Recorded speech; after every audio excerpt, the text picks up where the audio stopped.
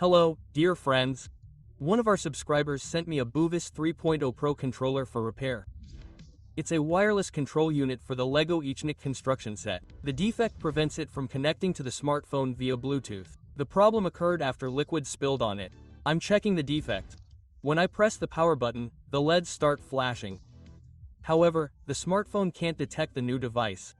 The controller isn't on the list. Well, the defect is present. We can begin repairs. I start by disassembling it. I unscrew the screws and separate the case. Inside is the battery and electronic boards. I remove it from the cover. I disconnect the battery from the board. We won't be needing it anytime soon.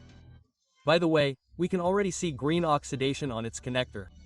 This is the result of a spill. Let's see what's wrong with the board itself. I carefully inspect it from both sides. Nothing much is visible with the naked eye.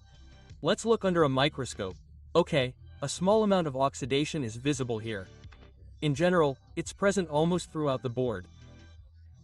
There's a whitish liquid deposit, but none of the pins or tracks have completely dissolved.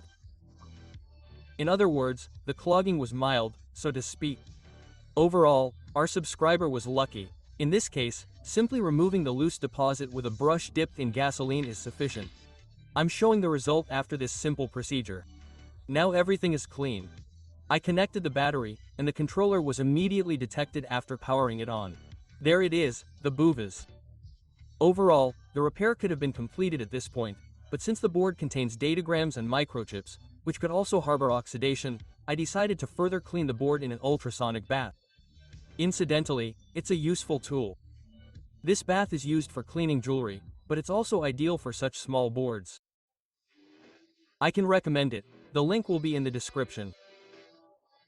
I clean the boards in gasoline, so there's no need to rinse or dry them in any way after the procedure. It literally dries while you're draining the liquid from the bath.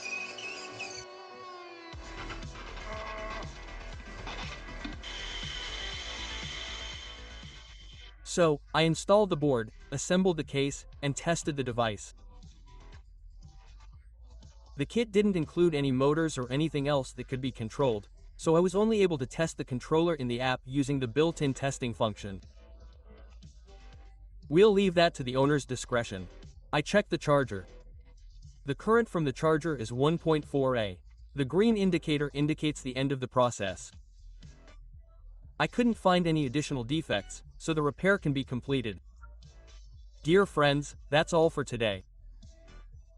Thank you all for your attention, and I'll see you soon at other repairs.